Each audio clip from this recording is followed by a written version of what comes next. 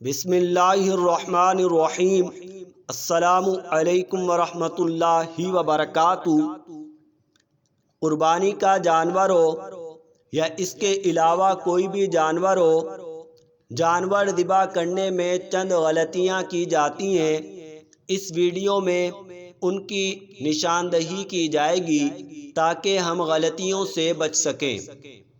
پہلی غلطی، جانور کو گرانے کے بعد رسیاں اسے بندھی ہوئی ہیں، اب صاحب چھری تیز کر رہے ہیں، اس سے جانور کو تکلیف ہوتی ہے۔ جانور لیٹا ہوا ہے، پہلے سے چھری تیز ہونی چاہیے۔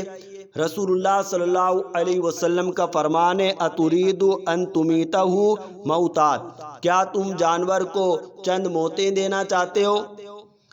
حل لا حددت شفرتک قبل ان یضجعہ، تم نے جانور کو لٹانے سے پہلے چھری تیز کیوں نہ کی؟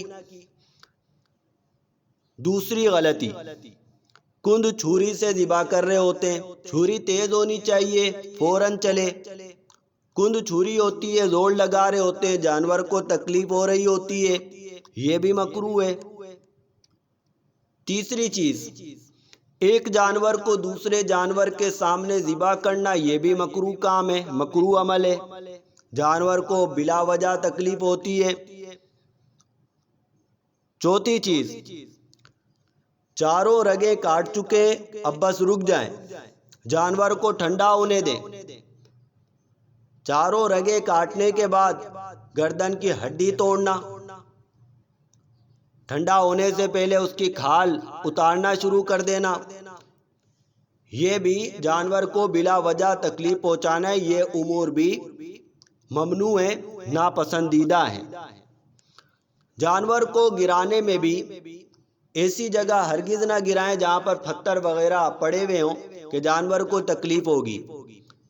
یعنی سادہ سا قانون ہے کہ جانور کو بلا وجہ تکلیف پہنچانا یہ ممنوع ہے، جس قدر ممکن ہو اس سے کم تکلیف پہنچے، تیز چھری سے ذبح کریں، اور جہاں آپ گرا رہے ہیں وہ جگہ بھی ایسی ہو کہ اس سے کم تکلیف پہنچے، اور چھری بھی پہلے سے تیز رکھیں۔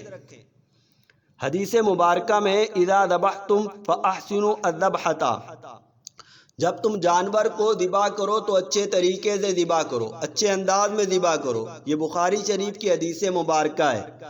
آگے فرمایا وَلْيُحَدِّ أَحَدُكُمْ شَفْرَتَهُ، تم میں سے ہر ایک کو چاہیے کہ اپنی چھری کو تیز کرے، وَلْيُرِحْ ذَبِيحَتَهُ، اور اپنے ذبیحہ کو آرام پہنچائے۔